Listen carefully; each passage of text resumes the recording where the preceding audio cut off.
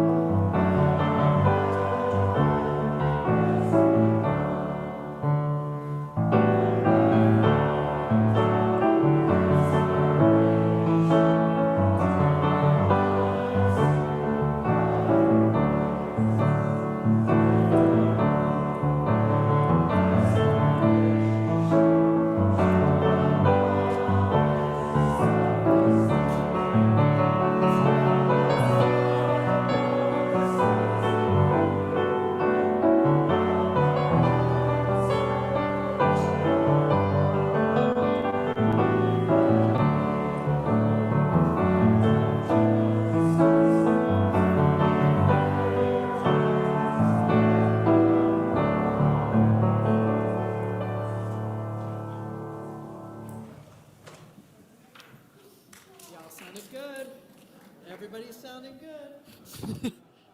Let's see, how's my mic working? Yes, My name's Jen Crow. I'm one of your ministers here at First Universalist, and I'm so very glad to be with you today in person in the sanctuary and on Zoom. It's always good to gather any way that we can.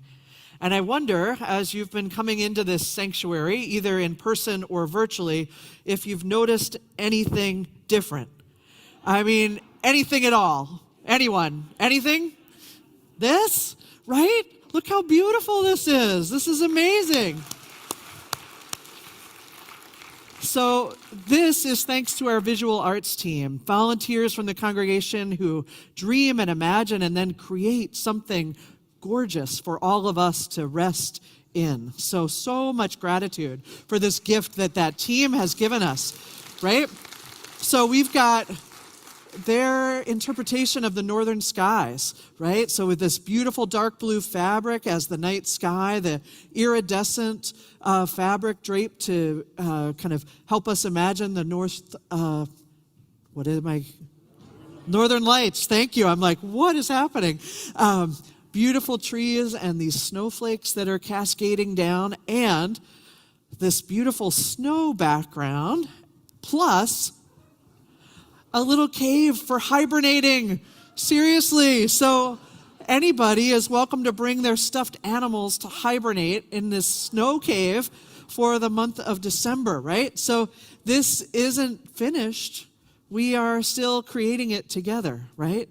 So we need some little animals in there to take a rest for the winter.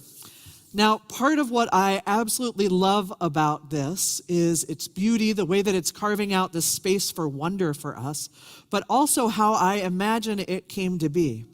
Somebody dreamt this up. Somebody looked at this space and thought, do you know what I can do here? Northern Lights. Wasn't me. And somebody thought that up, shared it with another person, and together they dreamt up how they might actually be able to make the Northern Lights happen in this space.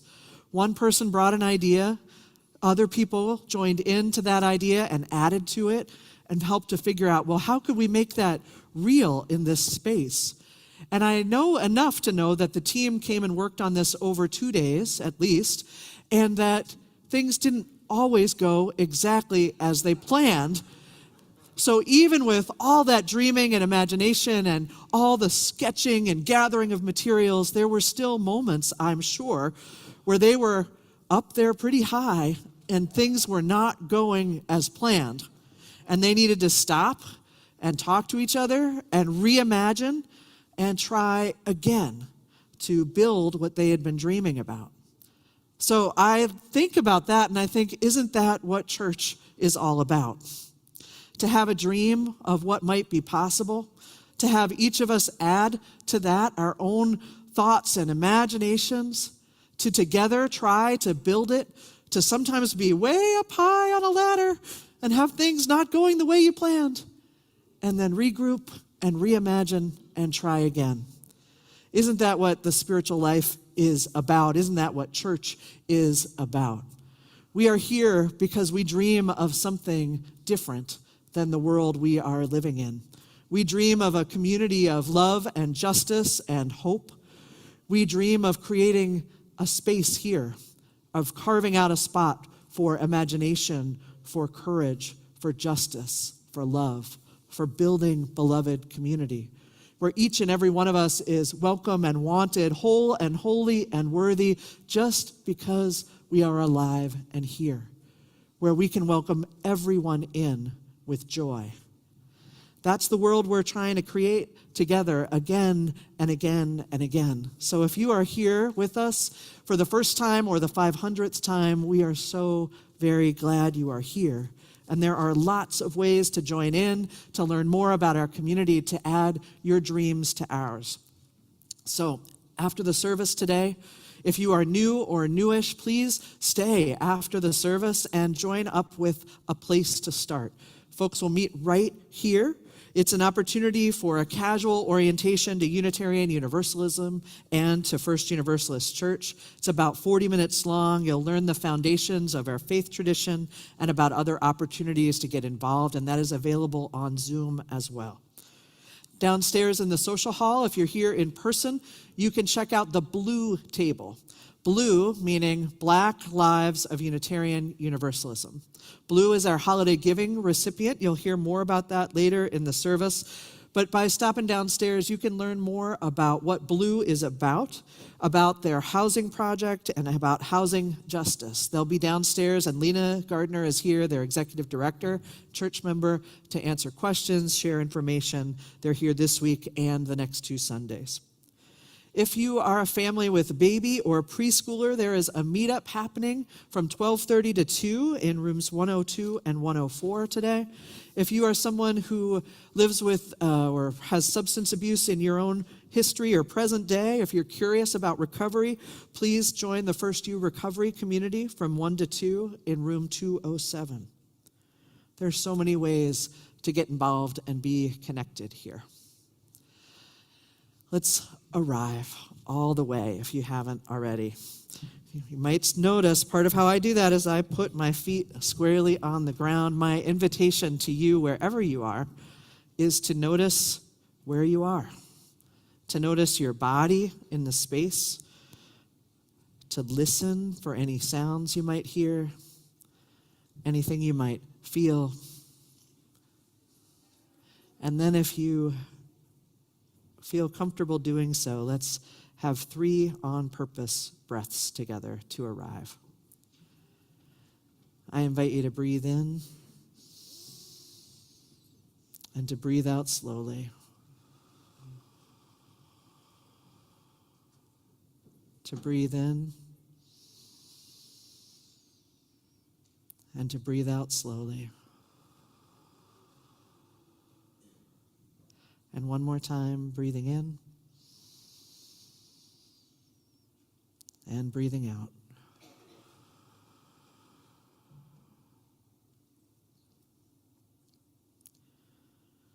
From this space of connection across time and place through our shared breath, we remember that wherever we are, the land where we are has been stewarded for generations, for thousands upon thousands of years by native peoples, by the animals and insects, by the wind, the air, the water, the plants. We pause to give thanks and also to acknowledge the pain that has been caused and continues to be caused by human hands and hearts. We commit ourselves to putting an end to that harm and to adding our words and our deeds to support the resilience of the earth and the native peoples who continue to call this place home.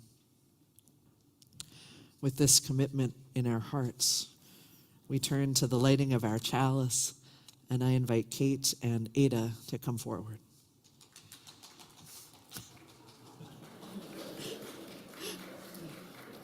Please join me in saying the words for lighting our chalice.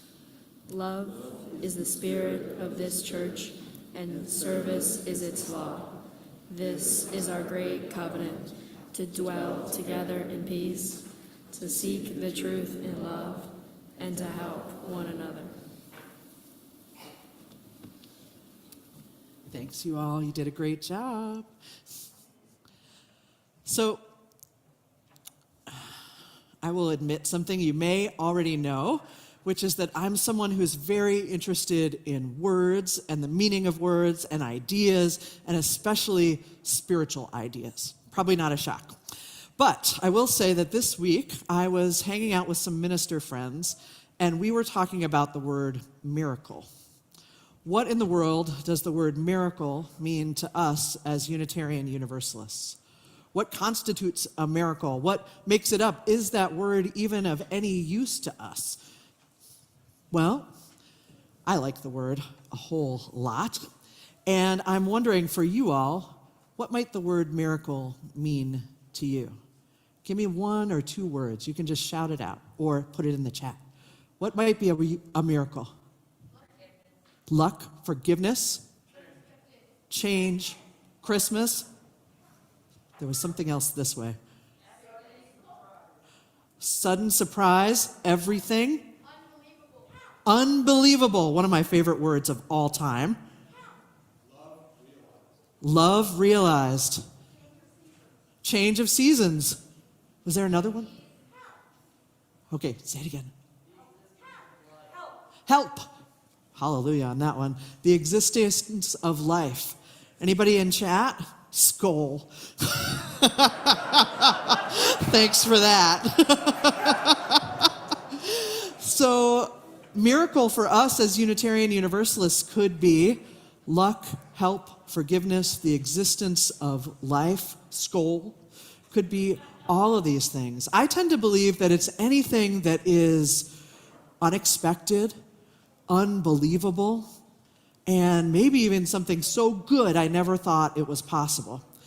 So I'm going to start a story for us today, but I'm going to need your help finishing it or adding to it to make it fully complete. And I'm going to need a total of 3 volunteers, and there could be a volunteer from online too if you want. If you want to do that, I'll be able to read your contribution as part of this story. Someone online is saying the unexplainable. Amazing, unpredictable, unexplainable. So anyway, if you want to volunteer, I need a total of 3 folks. I'm hoping 1 person online will volunteer.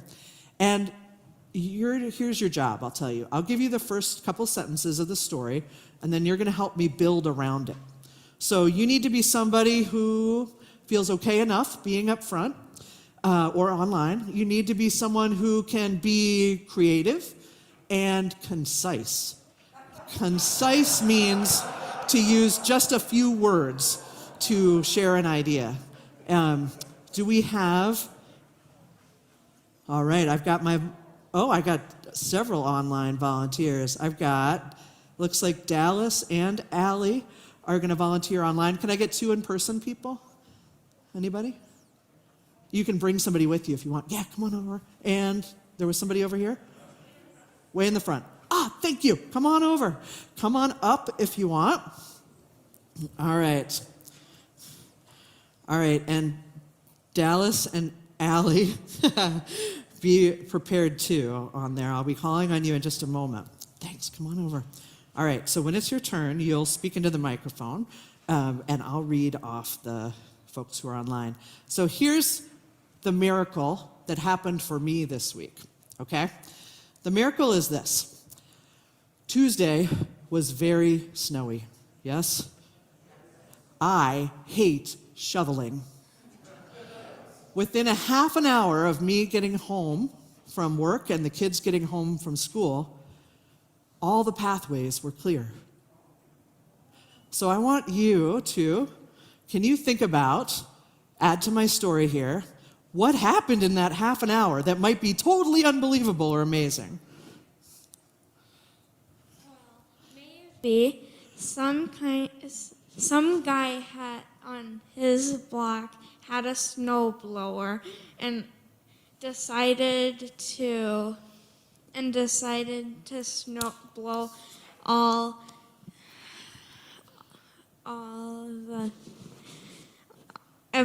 the whole blocks. That's awesome. The whole. So, all right, what else happened? So somebody with a snowblower decided to snowblow the whole block. What else happened? Maybe your children did it. Oh, maybe my children did it. Awesome. You guys can head down if you want. Okay, so maybe it was a snowblower. Maybe my kids did it. All right, so Allie and Dallas. Allie, would you tell me what happened after all of that?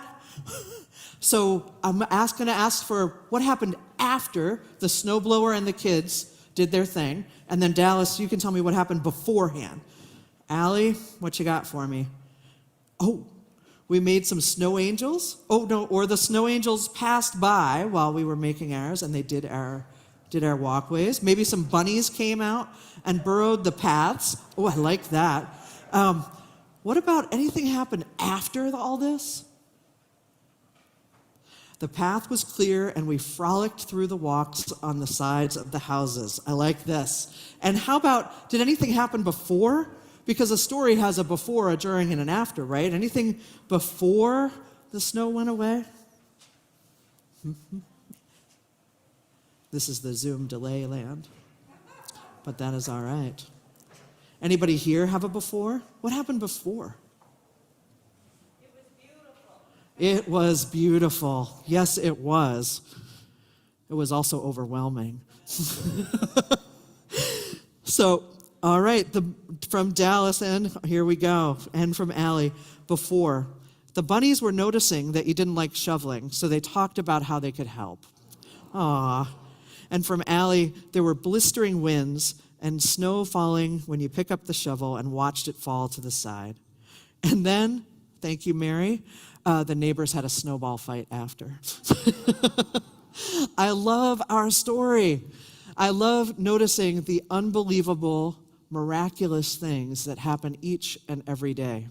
Like that we're alive, like that we're breathing, like that we help each other out, like that we showed up however we showed up today. So many everyday miracles to notice. The unexpected, the good, the fortunate, the ways we help, the ways we forgive, the ways we create something beautiful together. Thanks for the story, you all.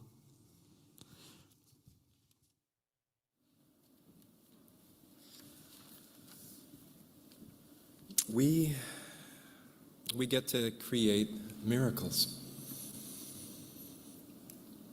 just by showing up here, just by showing up together. One of the miracles that we get to create happens in our religious education classrooms. And so, I'm sorry, there's someone in the back who is making me laugh. Definitely not someone I'm related to.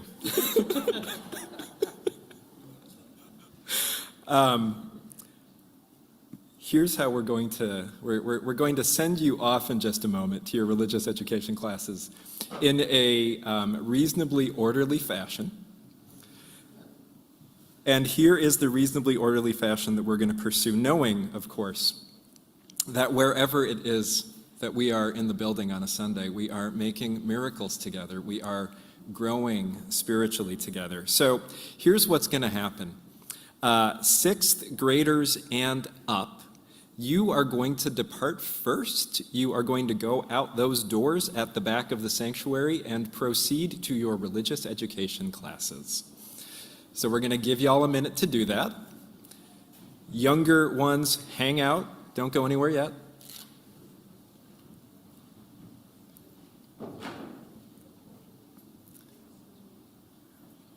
We do this so that there is not a large backup that happens in the back of the sanctuary. And so that people can find each other and find their way. All right, so now that our older youth have exited, those in fifth grade and below, I invite you to head out the doors at the back of the sanctuary. There are already people holding up signs with your classes. If you need help finding your group, look for people with signs. And have a wonderful morning in your religious education classes. We look forward to hearing about what you all do.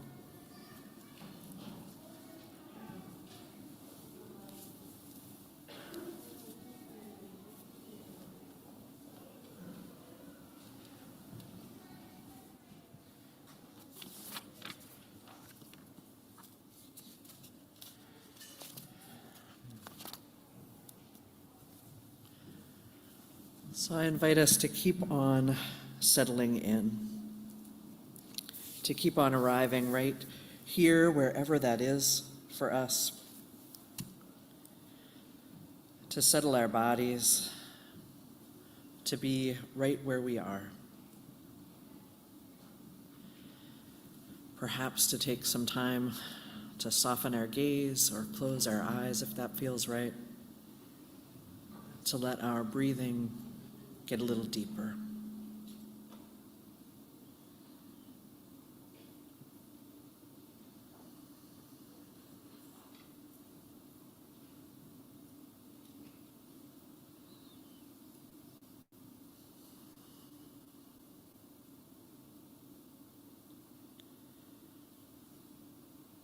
I've been remembering this week, remembering a question I used to get quite often from Julica Herman de la Fuente. The question was, what impossible thing will you do next? What impossible thing will you do next? This was a question for me sometimes, but more often a question for our congregation. What impossible thing will we do next? There was something about that question that would shake off and shake away the constraints, the shackles, the things that bound me and us in our imagination, the things that kept us dreaming small, and instead opened us up to dreaming big. What impossible thing will we do next? Making space to dream. Dreams where we could fly. Dreams where we could join up with our ancestors. Dreams where the animals spoke. Dreams where all those constraints could slip away. A space not bounded by all of the imprints of colonialism, of imperialism, of capitalism, of white supremacy culture. A space open to possibility and dreams. What impossible thing would we do next if we could dream it?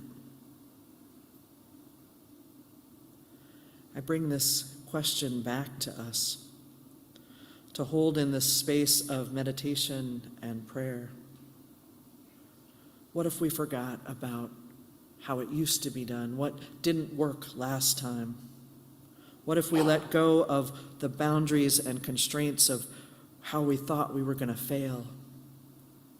What if we opened up to dreaming something big, to inviting each other in, to trying and making mistakes and trying again?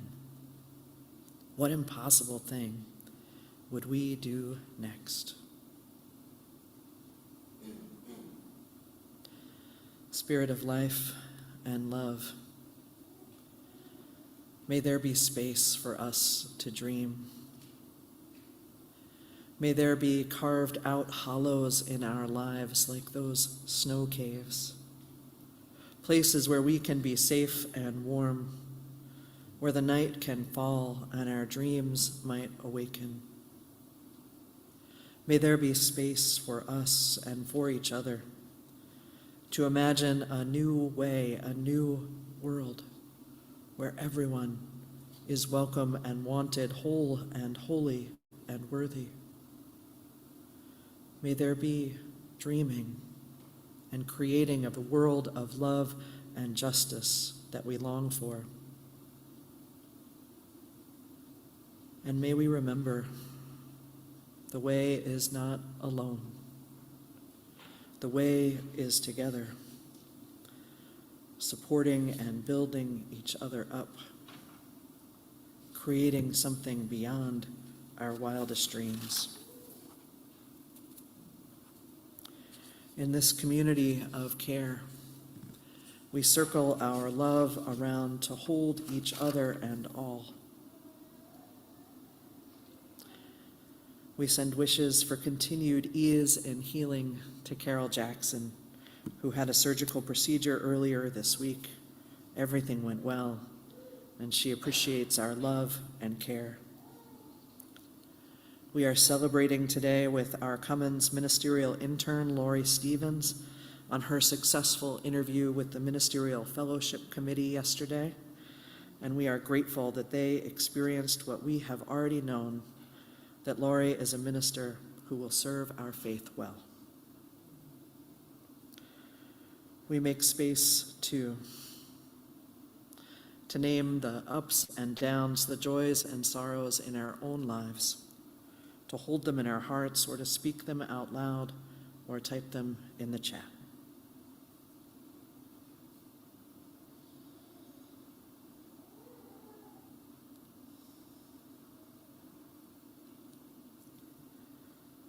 Together we hold it all. Together we pray that the grip of addiction might be loosened, that the weight of oppression might be lightened, that grief might be shared, that joy might break through, and that love might make every suffering bearable for us all. Amen.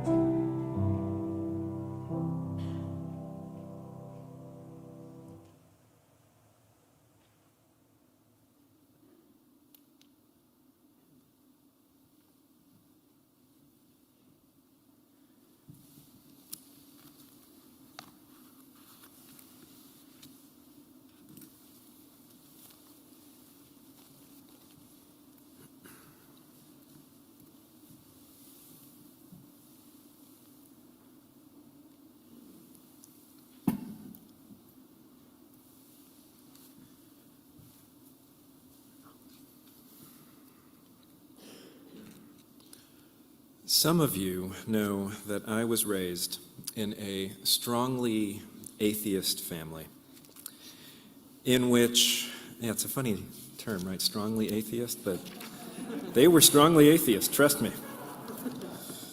Hardcore might be a better way to put it. A hardcore atheist family, in which one parent was raised Hindu, the other Muslim, and both left their respective religious backgrounds. And so no one is more surprised than me when biblical passages come to me seemingly out of nowhere and then stay with me, poking at my heart and mind while I am waking up, brushing my teeth, working out at the gym.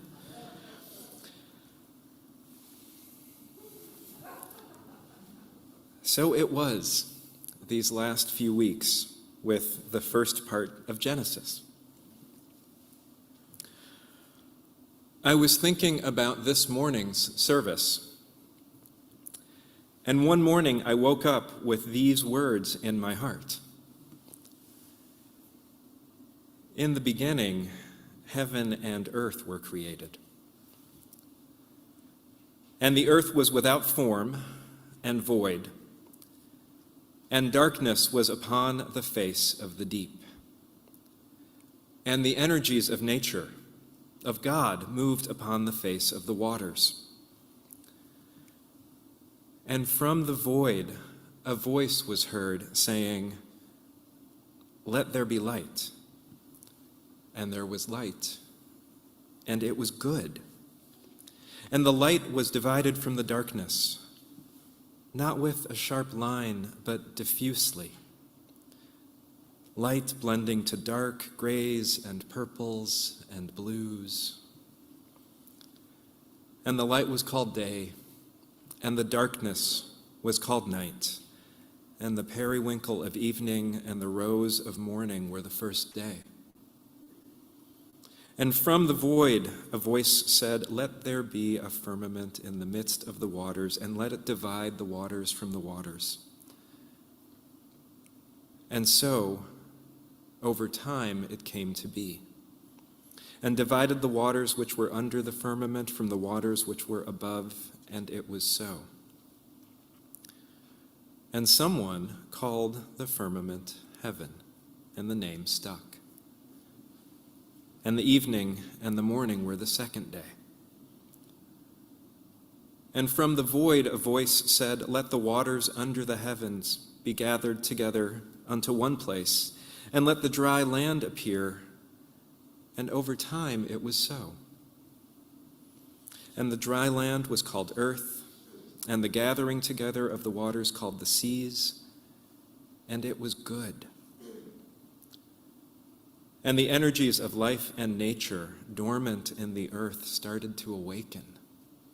Said, "Let the earth bring forth grass, the herb yielding seed, and the fruit tree yielding fruit after their kind, whose seed is in itself upon the earth." And it was so. And the earth brought forth grass, an herb yielding seed after their kind, and the tree yielding fruit whose seed was in itself after their kind, and it was good. And the evening and the morning were the third day. And so on, till we arrive at this day of rest and contemplation of our labors. Now, I was surprised when these words came to me, but I have been in this long enough, and to be honest, I am woo-woo enough, that when a sacred text comes knocking at my door, I know enough to shut up and to listen to what it has to say to me. And in this case, I'm pretty sure that it wanted me to share those words with you, and then to offer up these invitations. What was there before this story starts? Surely something was there. It is without a doubt a rhetorical device to start the story in the middle of things, in a time of chaos. I mean, all of our stories start in the middle of things. And to be honest, starting in the middle is often, if not always, chaotic. There are many things happening, like there were in our story this morning. There are many things happening, seemingly contradictory or perhaps not in control. Finding our way to a through line can feel challenging, if not totally impossible. And yet, I think there's a clue in Genesis. Here's what I've discerned these past few weeks and days. There's a clue here because in Genesis there is a listening in each moment for what is being called forth from that creative, chaotic energy. There is a formless void, an unordered dance of energies in the darkness, and a voice calls out for light so that we can see, and light comes into being. And we are reminded that even in the midst of unknowing, there is light, and that it is good. And so it continues. This slow, methodical ordering into the creation that we know. Whispers and dreams out of the darkness, slowly creating the ground under our feet. And the regular heartbeat saying, "It is good. It is good. It is good."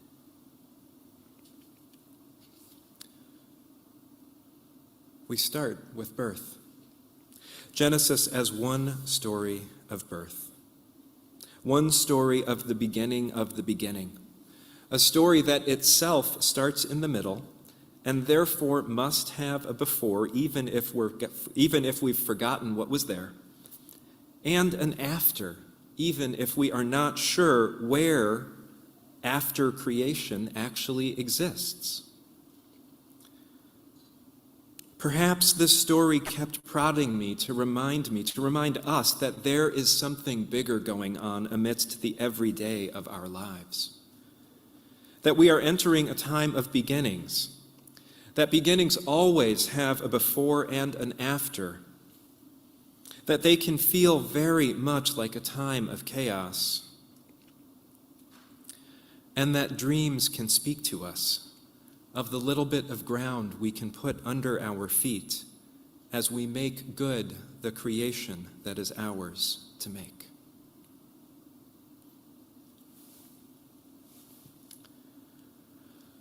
There is another story of beginnings in our tradition.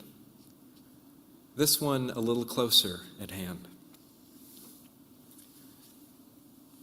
Imagine your way into this with me, if you will.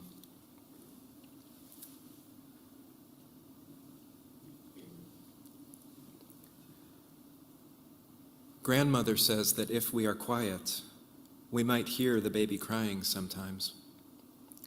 That in this last month, our baby can cry and see and is working on getting big enough and strong enough to come out into the world.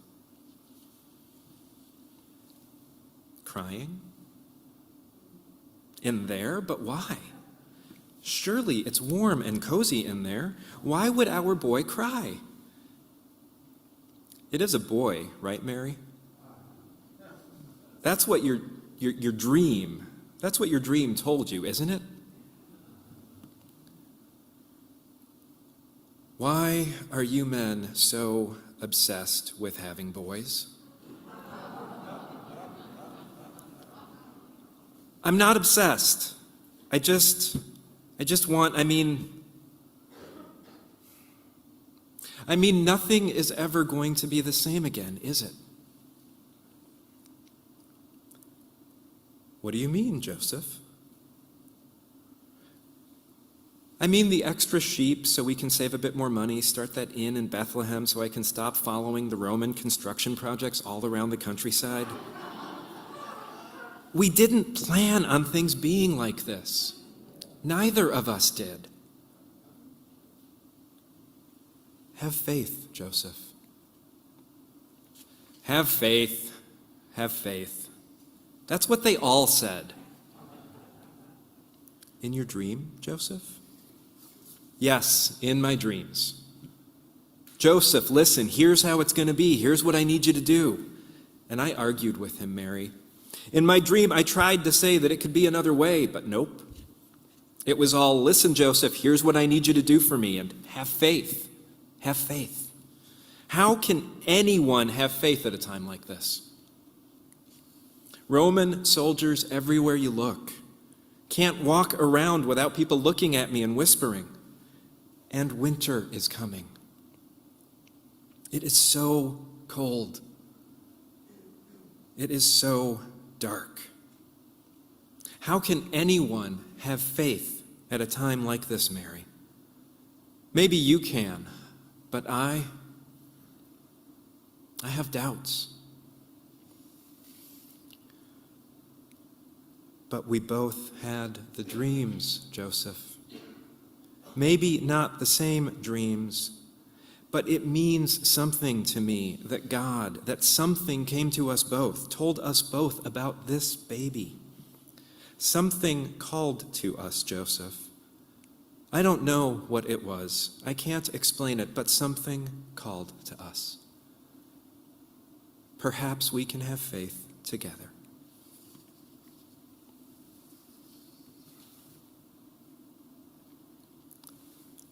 I don't know if that was how the conversation between Mary and Joseph went down. I do think that it was Mary's energy and faith that carried them through. And I can also well imagine their fear.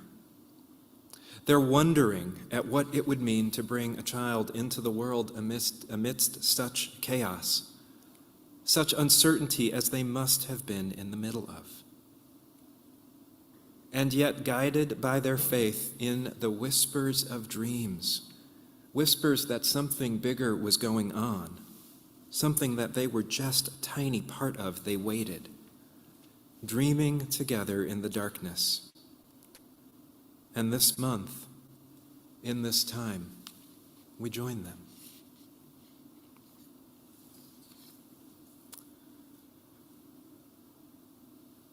And dreams are a magical thing.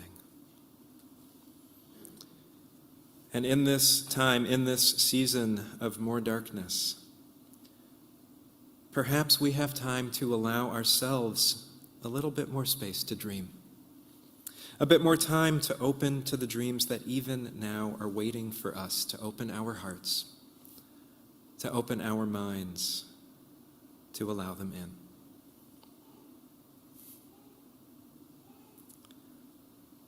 Dr. Glenn Thomas Rideout wrote about going to see Wakanda Forever in this week's Liberal.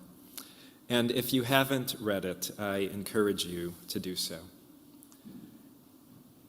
And if you haven't seen the movie yet, I really encourage you to do so as well. The movie brought tears to my eyes. Dr. Glenn Thomas, in The Liberal, writes, "Rarely is brown skin uneventful in American film. Still, there was more to my happiness than the ebony hues themselves. Everything that I loved about the movie, the tech, the turns of phrase, the fashion, the lips, the rounds of noses, the landscapes, the kindness, the free flow of limbs dancing on rhythms which could only come from my people, reminded me afresh how in love I am with being black." He goes on to write, "I imagined for myself what it might feel like to not be used to being the lone person of color in a room. I wondered what I might be like with my black pride unfatigued. My mind roamed free in that world. This was deeper than a mythical ebony make-believe. In the dark, there was, for me, an awakening."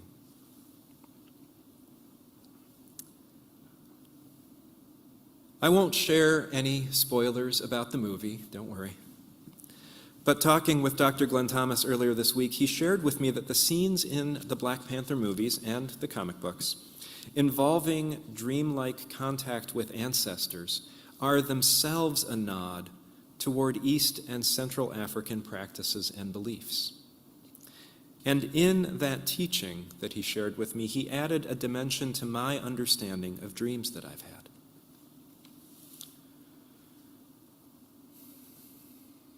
I have inquired of many of you after you have lost a loved one about how you are sleeping. And I've inquired about your dreams. The inquiry about sleeping, is an expression of care for your physical and emotional well-being. The inquiry about dreams is something different. You see, 8 and 9 years ago, I lost my father and my father-in-law. And here's why I ask about dreaming.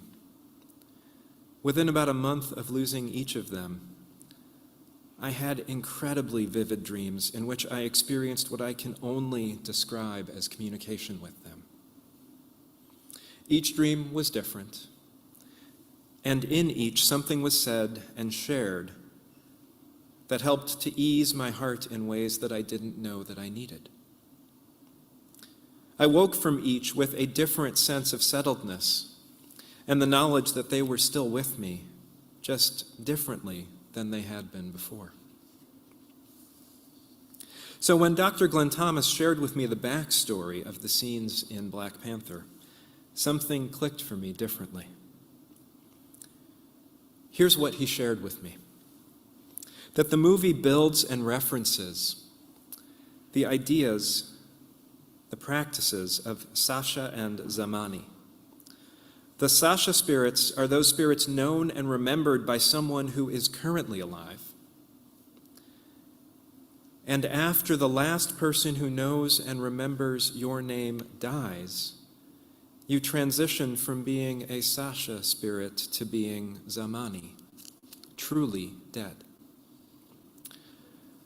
As I dug a bit deeper into this, I learned that it is even deeper than who remembers and who forgets. This next quote comes from theologian and philosopher John Mbiti, who writes, "Zamani is not limited to what in English is called the past. It has its own past and present and future, but on a wider scale. We might call it the macro time, the big time. Zamani overlaps with the Sasha, the micro time, and the two are not separable. Sasha feeds or disappears into Zamani, but before events become incorporated into the Zamani, they have to become realized or actualized within the Sasha dimension. When this has taken place, then the events move backward from the Sasha into the Zamani. So Zamani becomes the period beyond which nothing can go. Zamani is the graveyard of time, the period of termination, the dimension in which everything finds its halting point. It is the final storehouse for all phenomena and events, the ocean of time in which everything becomes absorbed into a reality which is neither after nor before.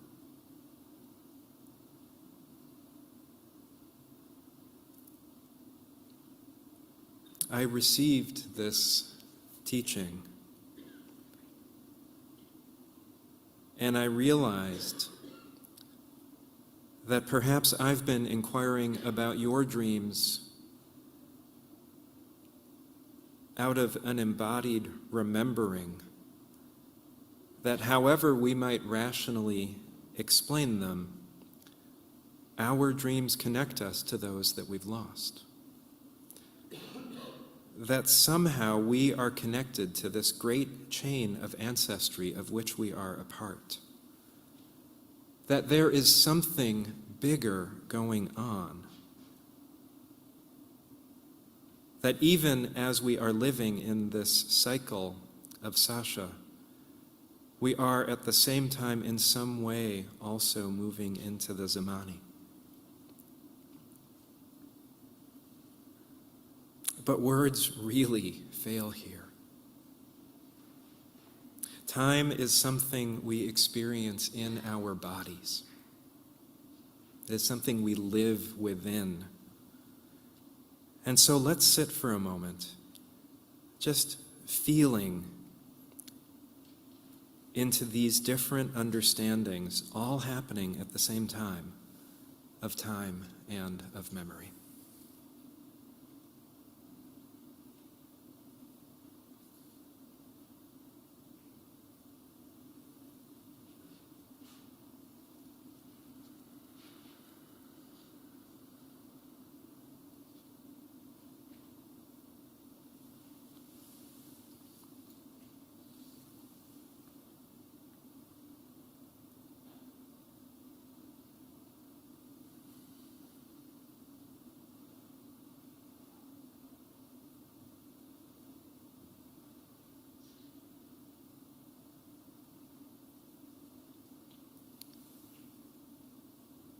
In the beginning was the beginning, but it itself started in the middle. Even at the beginning, something bigger was going on. Out of the chaos of creation, we dreamt and made real enough the ground under our feet to look around and say that it was good. And it was good. There was light and dark, day and night, time for work and time for dreams. Ancestors came and went. We told their stories until we stopped telling their stories. Yet some of their stories we still tell, holding them in our memory even as others have faded into the distant, deep graveyard of time. Spiritual creatures living in temporal bodies, remembering and remembered, passing on stories of the miracles to remind us that there's something else, something bigger of which we are a part. We just need to be open to receiving the dreams that even now are searching for us in the dark. May it be so, and amen.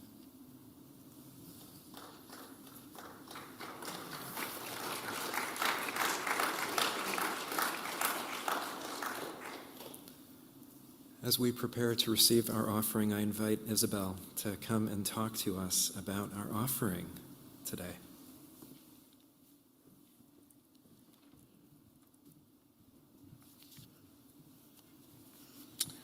My name is Isabel, and I co-chaired the Holiday Planning Committee starting in 2019. When our committee first sat down to discuss our hopes and vision for the holiday giving campaign, one key point was very apparent. We wanted whatever organization we partnered with to be actively working towards racial justice. As our congregation as a whole leans into this important work, we wanted this to be reflected in the holiday giving campaign. More specifically, we wanted our partner to be centered around supporting Black leadership and the Black liberation. In 2019, the committee met with the local Black leaders to hear about what organizations were active within the Twin Cities and to hear feedback on how we, a majority white congregation, should approach a partnership with a Black-led organization. The result of this work was to create a long-term partnership with Black Lives of Unitarian Universalism, also known as BLUE. BLUE is a national UU organization, and our own congregation's Lena Gardner is currently executive director of BLUE.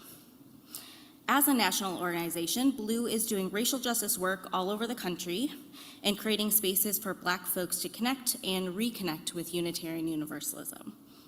In 2019, our congregation made a 5-year commitment to BLUE, with any funds raised during the Holiday Giving Initiative going directly to BLUE and the amazing work that they are doing. The biggest challenge that I believe our congregation faces with this partnership is letting go of control. In supporting BLUE, we as a congregation are taking a step back and are not in the driver's seat. The most integral part of supporting Black leaders is trusting Black leaders, trusting that they know their own community best, trusting that money or time given by our congregation is being used well and that we trust the work that they are doing. One of BLUE's largest undertaking happens to be in our own backyard. BLUE purchased 8 lots in North Minneapolis and is working to create the Northside Housing Cooperative, with the objective to target home ownership through cooperative housing structure for Black and Indigenous single-parent families. After years of planning and permits, this project is set to break ground in the spring of 2023.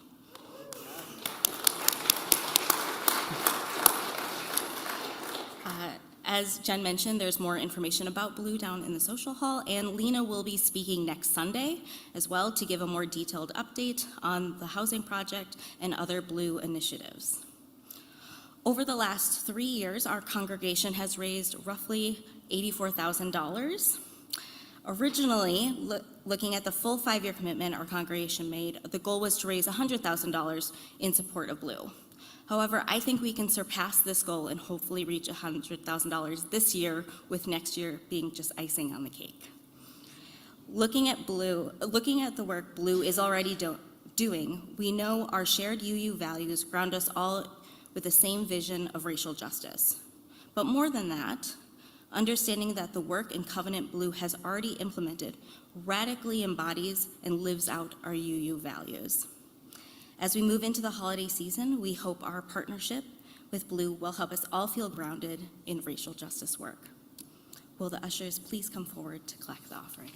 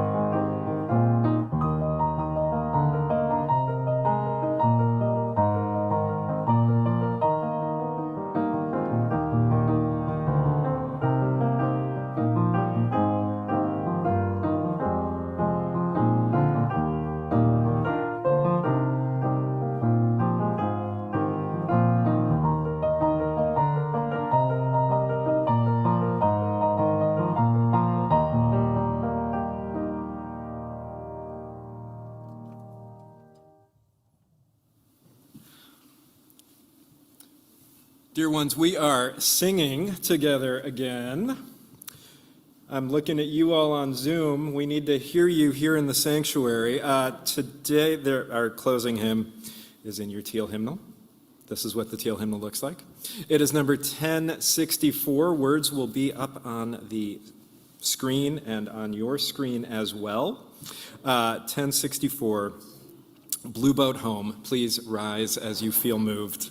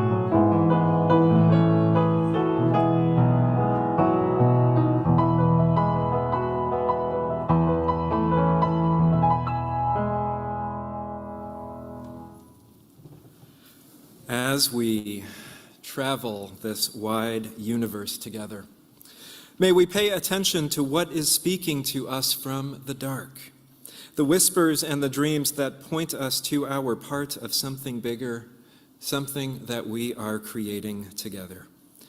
May we pay attention to our dreams this month and remember that it is good, it is good, it is good. May it be so, and amen. And let us sing together, "Where you go, I will go."